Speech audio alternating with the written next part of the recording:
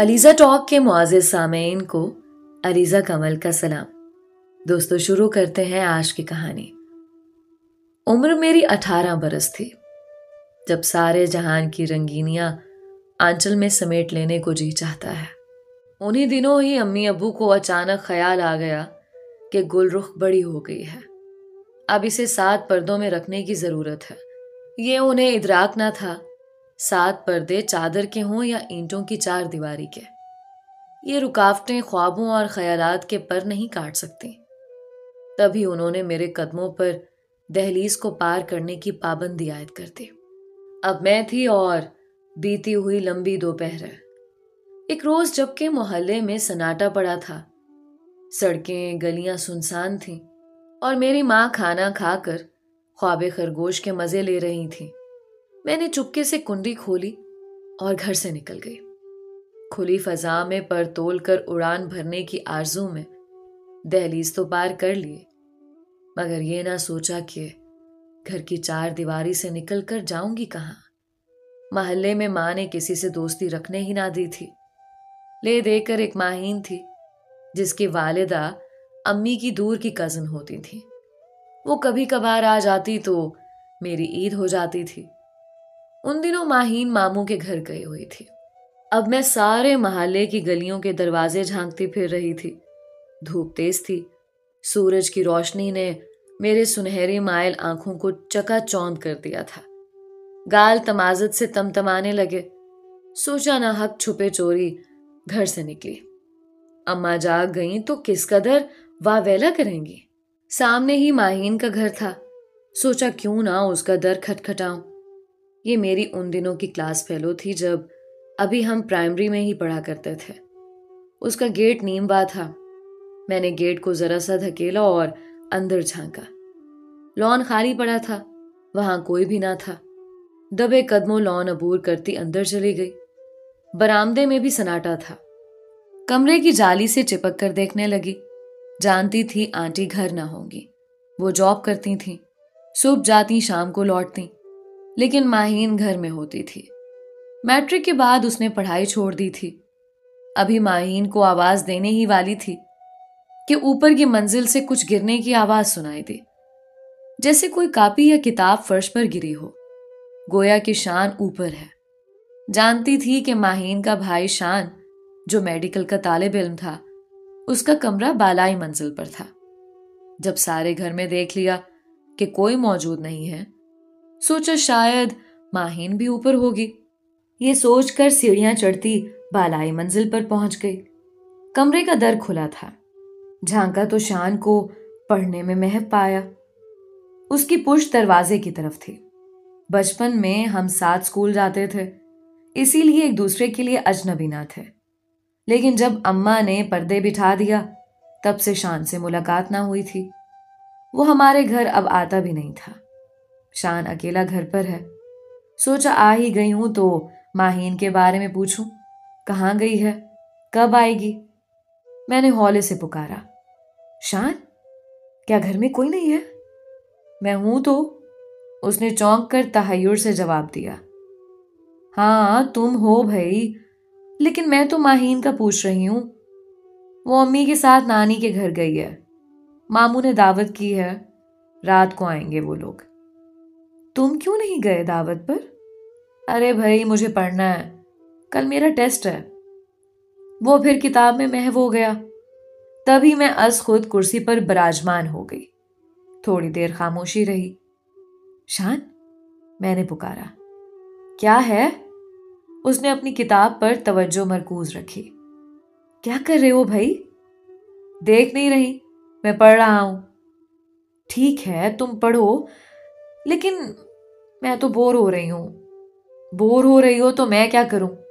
تم بھی کوئی کتاب اٹھا کر پڑھنے لگو۔ اس نے ایک میگزین میری طرف اچھال دیا۔ میں یہاں پڑھنے نہیں آئی، یہ پڑھنا تم ہی کو مبارک ہو۔ کیا کرنے آئی ہو؟ ماہین سے باتیں کرنے آئی تھی، گھر میں بھی تو بور ہو رہی تھی۔ ماہین نہیں ہے تو اب تم یہاں بیٹھ کر کیا کرو گی؟ تم ہی 2 منٹ بات کر لو شان، گھر آئے مہمان کو اتنی تو لفٹ دیتے ہیں۔ میرے پاس فالتو وقت نہیں ہے گل رخ، کل میرا پرچہ ہے۔ اب تم چلو، ماہین جب آئے تب آنا۔ مجھے بہت برا لگا۔ کیا کوئی انسان ایسا روکھا بھی ہو سکتا ہے؟ میں نے شان کو کتاب میں اس قدر گم دیکھا تو غصہ آنے لگا، بلکہ میری رگے شرارت پھڑک اٹھی۔ پتہ ہے شان بھائی، میرا دل کیا چاہ رہا ہے؟ کیا؟ آپ کو پڑھنے نہ دوں، یہ کہہ کر میز پر پڑے اس کے نوٹس کے صفحے ہوا میں اچھال دیے۔ جب وہ نوٹس کے صفحات کی طرف لپکا، میں نے اس کے ہاتھ سے کتاب اچک لی۔ اچانک حملے پر وہ ایک لمحے کو بوکھلا گیا۔ اس کو مجھ سے ایسی توقع ہرگز نہ تھی۔ رکھائی وہ یوں دکھا رہا تھا کہ میں کسی طرح جلد از جلد وہاں سے چلی جاؤں۔ ارے ارے بے وقوف لڑکی، یہ کیا کر دیا؟ ہوا میں بکھر کر فرش پر گر جانے والے صفوں کے پیچھے دوڑنے لگا۔ میں اس کی بوکھلاہٹ سے محظوظ ہو رہی تھی۔ ابھی تم کو ٹھیک کرتا ہوں، اس نے صفحات اکٹھے کرتے ہوئے گویا جھوٹ موٹ کہا۔ مجھ پر اس کی اس دھمکی کا کوئی اثر نہ ہوا۔ اچھا چائے پیو گی؟ ہاں کیوں نہیں، مگر چائے بنائے گا کون؟ میں بناؤں گا چائے۔ ارے بھائی تم نہیں جانتی میں کتنی اچھی چائے بناتا ہوں۔ ویسے اچھا ہوا کہ تم آ گئی، اس وقت میرا دل چائے پینے کو چاہ رہا تھا۔ تم بیٹھو یہاں، ابھی بنا کر لایا۔ اطمینان سے کرسی پر براجمان ہو گئی اور وہ کچن میں چائے بنانے کو چلا۔ لیکن شاطر نے اپنے کمرے سے نکلتے ہی باہر سے کمرے کی کنڈی لگا دی۔ کتاب اور نوٹس وہ ہاتھ میں پکڑے تھا۔ کمرے میں قید کر کے وہ دوسرے کمرے میں جا بیٹھا اور پڑھائی میں محو ہو گیا۔ ظاہر ہے کہ میڈیکل کی تعلیم کوئی مذاق نہیں ہوتی۔ اس کا تو ایک ایک لمحہ قیمتی تھا، اور میں 18 برس کی لاؤبالی بے وقوف لڑکی تھی، ہر بات کو ہنسی مذاق میں ٹال دیتی تھی۔ تھوڑی دیر خاموشی سے انتظار کرتی رہی کہ اب آ کر کھولے گا، اس لیے بند کر گیا ہے کہ اس کے پیچھے کچن میں آ کر اسے پریشان نہ کروں۔ لیکن 20 منٹ سے زیادہ وقت گزر گیا اور وہ نہیں آیا۔ میرا سر چکرانے لگا۔ اس نے میرے ساتھ ہاتھ کیا اور نوٹس کے صفحات ہوا میں اڑانے کا بدلہ لیا۔ میں نے دروازہ پیٹنا شروع کر دیا تو باہر سے جواب دیا، گلرخ دروازہ مت پیٹو، میں نے نہیں کھولنا۔ جب تک ماما اور ماہین گھر واپس نہیں آ جاتی تم یوں ہی کمرے میں بند رہو گی۔ روحان سی ہو گئی، لیکن فریاد کس کو دیتی؟ یہ میرا اپنا کیا دھرا تھا۔ اب شور مچانے سے تو بدنامی ہو جاتی سارے محلے میں۔ خاموش ہو کر بیٹھ گئی کہ کچھ دیر بعد آپ ہی آزاد کر دے گا۔ تاہم امی کے جاگ جانے کا ڈر تو تھا۔ جاگ گئی ہوں اور مجھے گھر پر نہ پایا تو کیا ہوگا؟ محلے میں کیا مجھے ڈھونڈتی پھریں گی؟ وہی ہوا جس کا ڈر تھا۔ 2 گھنٹے استراحت فرما کر بالآخر ان کی آنکھ کھلی اور مجھے آواز دی، گلرخ ذرا چائے تو بنا لاؤ، بدن میں درد ہو رہا ہے، اٹھا نہیں جا رہا۔ دوپہر کے کھانے کے بعد 2 گھنٹے کا کیلولہ کرنا یوں تو اماں کا روز کا معمول تھا، مگر آج واقعی ان کی طبیعت ناساز ہو گئی تھی۔ ہلکی ہلکی حرارت ہوئی اور پھر بخار چڑھنے لگا۔ وہ بار بار مجھے آواز دے رہی تھی۔ وہاں ہوتی تو جواب دیتی، میں تو پڑوس میں ماہین کے گھر شان کے کمرے میں قید تھی۔ بالآخر امی کو اٹھنا پڑا۔ آوازیں دیتی چھت پر گئیں، سارا گھر چھان مارا۔ جب کہیں نہ ملی تو ان کے پیروں تلے سے زمین نکل گئی۔ حواس جاتے رہے۔ سر پر برقع ڈال کر گھر سے نکلی اور محلے کے ہر مکین کا در کھٹکھٹانے لگی، سوائے ماہین کے گھر کے۔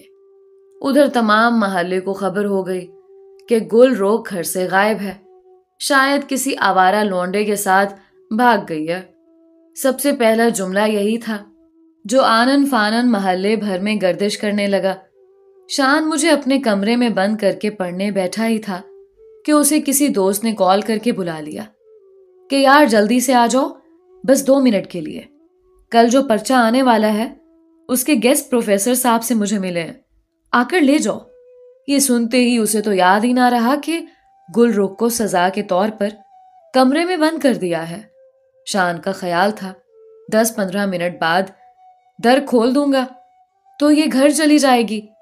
دوست کی کال سنی، فوراً نیچے پہنچا۔ اور گیسٹ پیپرز لینے کو روانہ ہو گیا۔ جاتے ہوئے بیرونی دروازے کو بند کر گیا۔ گیٹ پر آٹومیٹک تالا لگا ہوا تھا اور وہ جانتا تھا کہ والدہ کے پاس چابی ہے پڑی۔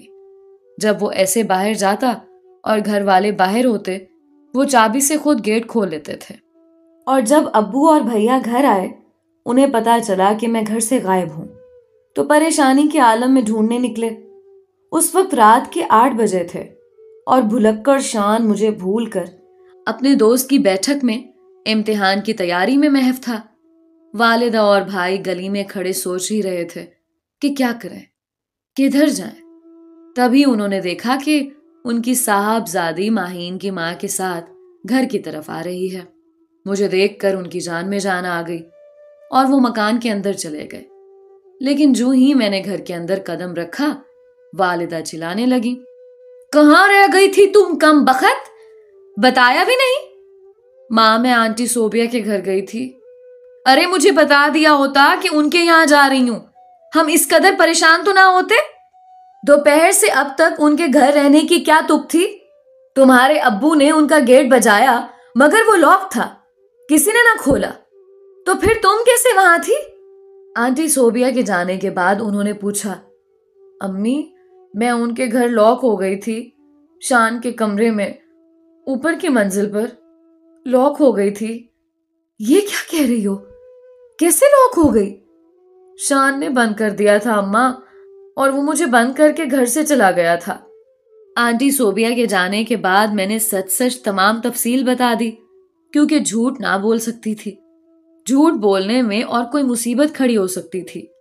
جب ہم نے منع کیا ہوا ہے کہ گھر سے قدم باہر مت نکالا کر اور پاس پڑوس میں نہ جایا کر، پھر تم کیوں گئی؟ اور وہ بھی جب میں سو رہی تھی، بغیر مجھے بتائے۔ اماں میں ماہین سے ملنے گئی تھی، مجھے کیا خبر تھی کہ وہ اور آنٹی گھر نہیں ہوں گی۔ شان نے تم کو کیوں لاک کیا؟ وہ بھی اپنے کمرے میں؟ اس کا کیا مقصد تھا؟ اور وہ بھی پورے 6 گھنٹے تک؟ ضرور یہ تیرا کوئی غلط قسم کا معاملہ ہے۔ وہ مجھے پیٹنے لگی۔ ہماری ملازمہ جو شام کو چھٹی کرتی تھی اس وقت موجود تھی، کیونکہ میری گمشدگی سے امی پریشان تھیں۔ تبھی وہ بھی گھر نہ گئی تھی۔ ماسی نذیرہ نے جو یہ سنا کہ شان نے مجھے اپنے کمرے میں پورے 6 گھنٹے بند رکھا، تو وہ دانتوں میں انگلی داب کر رہ گئی اور حیرت سے ٹکر ٹکر مجھ کو دیکھتی رہی۔ تم کیا مجھے گھورے جا رہی ہو؟ میں نے ماسی نذیرہ پر غصہ نکالا۔ رات ہو گئی ہے، ابھی تک یہاں ہو؟ چلو اب جاؤ۔ وہ کانوں کو ہاتھ لگاتی چلی گئی، لیکن کمزاد کی زبان اس کے قابو میں نہ رہ سکی، اور اگلے روز اس کے ذریعے سارے محلے کو خبر ہو گئی کہ آغا صاحب کی صاحبزادی گل رخ پورے 6 گھنٹے پڑوسی کے بیٹے شان کے کمرے میں بند رہی، جبکہ اس کے ماں باپ بیٹی کی گمشدگی کی اطلاع کرانے تھانے جا رہے تھے۔ وہ تو خدا کا شکر ہے کہ شان کی ماں نے میکے سے آ کر لڑکی کو آزاد کیا اور گھر پہنچا گئی، ورنہ جانے کیا گل کھلنے والا تھا۔ ماسی نذیرہ تو ہر گھر جھانکتی تھی۔ اس بی جمالوں کی لگائی آگ نے میرے اور میرے والدین کے لیے گویا جہنم کا در کھول دیا۔ اب محلے کی عورتیں بار بار پوچھنے آ رہی تھیں کہ لڑکی کیسے گئی، کیوں اسے شان نے بند کیا اور کیسے واپس لوٹ آیا، وغیرہ وغیرہ۔ یہ سب باتیں سن کر امی ابو بے حد شرمندہ تھے۔ وہ ہر ایک کو جواب دے دے کر اور وضاحتیں کر کر کر تھک گئے تھے۔ میں بھی چور بنی گھر میں ایک طرف پڑی تھی۔ ہم تو اسے ایک چھوٹی سی بات سمجھ رہے تھے، مگر زمانے کے لیے یہ کوئی چھوٹی بات نہ تھی کہ جہاں ہر بات کا بتنگڑ بنا کر لوگ خوش ہوتے ہیں، لیکن ادھر تو رائی کا پہاڑ بنانے کے بعد بھی باتیں بنانے والوں کی تشفی نہ ہو پا رہی تھی۔ انسان اپنی خطائیں بھلا دیتا ہے، لیکن زمانہ ان غلطیوں کو نہیں بھلاتا، بلکہ عورت کی بھول کو تو معاف ہی نہیں کیا جاتا۔ میرے ساتھ بھی ایسا ہی سلوک زمانے نے کیا۔ ماہین کی امی کا تبادلہ ہو گیا، یہ لوگ دوسرے شہر چلے گئے، لیکن جو داغ بچپنے کی بھول تھا وہ ہمیشہ کے لیے میری تقدیر کا جھومر بن گیا۔ ایک مرتبہ میں محلے میں امی کے ہمراہ کسی شادی میں گئی تو عورتیں مجھے دیکھ دیکھ کر چہ میں گویاں کرنے لگیں۔ وہ خسر پسر کر رہی تھیں کہ ارے یہ وہی لڑکی ہے جس کو صوبیہ کے بیٹے نے 6 گھنٹے تک اپنے کمرے میں بند رکھا تھا۔ مجھے ہر طرف سے ایسی ہی نظروں کے تیر چھلنی کرنے لگے، تو وہاں بیٹھنا دوبھر ہو گیا اور میں نے امی سے کہا، اماں آپ گھر چلو، میرے پیٹ میں شدید درد ہے، کھانا نہ کھاؤں گی۔ میرے بار بار مجبور کرنے پر بالآخر امی بھی بغیر شادی کا کھانا کھائے گھر آ گئیں۔ عورتوں کی باتیں انہوں نے بھی سنی تھیں، لہٰذا بہت افسردہ تھیں۔ کہنے لگیں، دیکھ لیا خود سری کا انجام، 4 برس بیت چکے ہیں اور لوگ ابھی تک اس بات کو نہیں بھولے ہیں۔ کمرے میں بند رہنے کے انہوں نے کیا کیا اور کیسے کیسے مطلب نکال لیے ہیں۔ ہم تو کسی جگہ جانے اور کہیں منہ دکھانے کے قابل نہیں رہے ہیں۔ والد صاحب کی زندگی کم تھی۔ ایک روز وہ بازار سودا سلف لینے گئے تو وہاں دکان پر ہارٹ اٹیک سے اللہ کو پیارے ہو گئے۔ رو دھو کر ہم نے صبر کر لیا کہ زندگی موت اللہ کے ہاتھ میں ہے، کوئی آگے کوئی پیچھے، موت کا ذائقہ تو ہر ذی روح کو چکھنا ہوتا ہے۔ والد کی وفات کے بعد امی کو میری شادی کی فکر ستانے لگی۔ میں ان کی واحد اولاد تھی، ان کی زندگی کا بھی بھروسہ نہ تھا۔ بس خالہ جان سے کہہ سن کر ایک جگہ منگنی طے ہوئی، لیکن جب محلے والوں سے کسی سے سن لیا کہ یہ وہی لڑکی ہے جس کو پڑوسی لڑکے نے اپنے کمرے میں 6 گھنٹے بند رکھا تھا، تو وہ لوگ بدظن ہو گئے اور منگنی ٹوٹ گئی۔ ہم نے وہ گھر فروخت کر دیا اور خالہ جان مجھے اور امی کو اپنے گھر لے آئی کہ اس محلے میں رہ کر میرا رشتہ ہونا محال تھا۔ والدہ نے خالہ کے اصرار پر مجھے نرسنگ ٹریننگ سینٹر میں داخلہ دلوا دیا، کیونکہ خود خالہ بھی ہسپتال میں ملازمت کرتی تھیں۔ میری خالہ کی اولاد نہیں تھی، جوانی میں بیوہ ہوئی تھیں، تبھی سے ملازمت کر رہی تھیں۔ میں ابھی نرسنگ ٹریننگ کے آخری سال میں تھی کہ والدہ بھی رضائے الہی سے وفات پا گئی۔ اب خالہ بشرا کے سوا میرا اس دنیا میں کوئی نہ رہا تھا۔ انہی کے پاس رہتی تھی، انہی کے سہارے زندگی گزارنے لگی۔ خالہ جان ریٹائر ہوئیں تو مجھے ان کی جگہ ملازمت مل گئی اور میں ہسپتال میں بطور نرس کام کرنے لگی۔ ایک بار کینسر وارڈ میں، کیونکہ کینسر ایسا مرض تھا کہ انسان کو قبل از وقت مرنے کا اشارہ مل جاتا تھا، اکثر مریض باحوصلہ اس موذی مرض سے لڑتے اور کچھ ایسے بھی ہوتے کہ حوصلہ ہار جاتے، تو افسردہ رہ کر موت کے انتظار میں دن گنتے تھے۔ ایک دن ایک نہایت خوبصورت نوجوان کینسر وارڈ میں لایا گیا۔ اس کی زندگی کے دن بھی گنے جا چکے تھے۔ مجھے عادل کو دیکھ کر بہت دکھ ہوا کہ ایسی بھرپور جوانی، اس قدر خوبصورت شخص، اور کیسے موذی مرض نے اپنے چنگل میں کس لیا تھا۔ بہرحال میرا تو فرض تھا مریض کی خدمت کرنا اور اس کو دلجوئی اور ہمدردی سے پیش آنا۔ میں دل سے اور خلوص کے ساتھ عادل کی خدمت کرتی تھی، وقت پر دوا دیتی اور اچھی طرح دیکھ بھال کرتی تھی۔ جب میں اس کے روم میں جاتی، وہ میرا منتظر ہوتا۔ مجھے دیکھتے ہی اس کی نگاہوں میں جینے کی آرزو جاگنے لگتی اور اس کی آنکھیں کسی نئی امید سے چمک اٹھتی تھیں۔ شاید کہ وہ مجھ سے محبت کرنے لگا تھا، لیکن اظہار نہ کرتا تھا کیونکہ اظہار بیکار تھا۔ کافی دنوں تک اس نے مجھے اپنی ذاتی حالات کے بارے میں کچھ نہ بتایا، لیکن ایک روز جبکہ وہ کچھ افسردہ اور فکر مند نظر آ رہا تھا، اس نے کہا کہ اس کی بیوی اسے چھوڑ کر جا چکی ہے۔ اس کا ایک چھوٹا سا بیٹا ہے جو نوکرانی کے زیر نگرانی پرورش پا رہا ہے۔ مجھے اپنی فکر نہیں ہے گل، لیکن اپنے بیٹے سلیم کی بہت فکر ہے۔ میرے بعد اس کی پرورش کون صحیح طریقے سے کرے گا؟ بس یہی سوچ سوچ کر پریشان رہتا ہوں۔ موت تو ایک اٹل حقیقت ہے۔ جانتا ہوں کہ میری بیماری آخری سٹیج پر ہے، لیکن میرے بعد سلیم تو اس بے رحم زمانے کے رحم و کرم پر رہ جائے گا۔ اس نے ٹھنڈی آہ کھینچی۔ مجھے لگا جیسے کہ وہ مجھ سے درخواست کر رہا ہو کہ اس کے بعد میں اس کے بچے کی ماں بن جاؤں۔ تبھی میں نے عادل سے درخواست کی کہ آپ یہ بچہ مجھے دے دیجیے، میں اس کی پرورش کرنا چاہتی ہوں۔ وہ پہلے تو رضامند نہ ہوا کیونکہ میرے بارے شاید وہ کچھ نہیں جانتا تھا، لیکن میرے حسن سلوک نے اس کا دل جیت لیا تھا اور یہی چیز اسے مجھ پر بھروسہ کرنے پر مائل کر رہی تھی۔ اس نے کہا اپنا بچہ آپ کے سپرد کر سکتا ہوں، لیکن ایک خیال پریشان کرتا ہے، آپ شادی شدہ نہیں ہیں۔ جب آپ نے شادی کر لی تو بعد کے حالات میں کیا آپ میرے بچے کو اس طرح پال سکیں گی جیسے کہ آج کے حالات میں؟ یقیناً حالات بدل جائیں گے تو آپ کی توجہ بھی ہٹ جائے گی۔ میں نے عادل سے وعدہ کیا کہ میں شادی نہیں کروں گی اور اپنا سب کچھ اس کے بچے کو ہی سمجھوں گی، عمر بھر اس کا ایسے ہی خیال رکھوں گی جیسے ایک ماں اپنے بچے کا خیال رکھتی ہے۔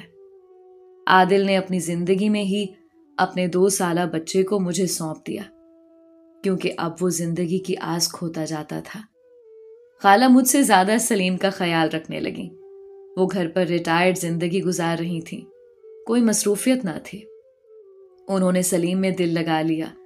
جب میں ڈیوٹی پر آتی وہ اسے نہلا دھلا کر صاف کپڑے پہناتی، ٹہلانے لے جاتی اور بہت خیال رکھتی۔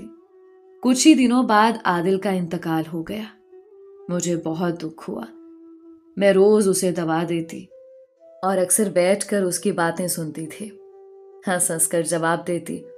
حوصلہ اور تسلیاں جو میں اس کو دیتی وہ اس کے لیے مرہم کا کام کرتی تھی۔ وہ بہت معصوم سا انسان تھا۔ اس کی ہر بات کا جواب محبت سے دیتی تھی۔ بالآخر اس کی زندگی کے دن پورے ہو گئے اور وہ اپنے خالق سے جا ملا۔ سلیم کی صورت میں مجھے اپنی سب سے قیمتی چیز سونپ کر۔ اس کی وفات پر میں بہت روئی تھی۔ لگتا تھا جیسے آج بیوہ ہو گئی ہوں، حالانکہ میرا اس کے ساتھ کوئی رشتہ نہ تھا، محبت کا بھی نہیں، نکاح کا بھی نہیں۔ لیکن آج پتہ چلا کہ انسانیت کا رشتہ تو سب رشتوں سے بڑھ کر اور افضل ہوتا ہے۔ میں نے سلیم کی پرورش میں کوئی کسر نہ چھوڑی، بالکل ایسے اس کی پرورش کی جیسے کوئی اپنی اولاد کی کرتا ہے۔ میں نے آج تک کسی کو کبھی پسند نہیں کیا اور نہ کسی سے شادی کی خواہش کی، بس ہر دم سلیم کی خواہشیں ہی پوری کرنے کی فکر میں لگی رہی۔ میری زندگی کا دوسرا مقصد مریضوں کی خدمت کرنا تھا، اسی میں مجھے سکون ملتا تھا۔ محبت تو کسی مرد سے نہ کر سکی، عادل سے بھی جھوٹی محبت کا ڈھونگ رچاتی رہی کیونکہ اس کی دلجوئی مقصود تھی۔ نہیں چاہتی تھی کہ ایسے انسان کا دل ٹوٹ جائے جو موت سے قریب ہے، لیکن وہ محبت جھوٹی نہیں تھی، سچی تھی۔ اس حقیقت کا ادراک بعد میں ہوا تھا کیونکہ اس کا لختے جگر آج بھی میرے پاس ہے اور اس کے والد عادل کی محبت اور یاد سے میرا دل بھی آباد ہے۔ میں چاہوں تو آج بھی شادی کر سکتی ہوں، لیکن مجھے گھر بسانے کی چاہ اب نہیں رہی۔ سلیم کو دیکھتی ہوں تو میری ممتا کی پیاس جاتی رہتی ہے۔ مجھے اس کے ساتھ ایسی ہی محبت ہے جیسی کسی ماں کو اپنی اولاد سے ہو سکتی ہے۔ وہ بھی مجھے ماں سمجھتا ہے اور ایک بیٹے کی طرح میرا احترام کرتا ہے۔ دوستو، یہ تھی آج کی کہانی۔ امید کرتی ہوں کہ آپ کو اس کہانی سے ضرور کچھ سیکھنے کو ملا ہوگا۔ اپنی رائے کا اظہار کامنٹس میں ضرور کیا کریں۔ ملتے ہیں ایک نئی کہانی کے ساتھ، تب تک کے لیے علیزہ کمل کو اجازت دیجیے۔ اللہ حافظ۔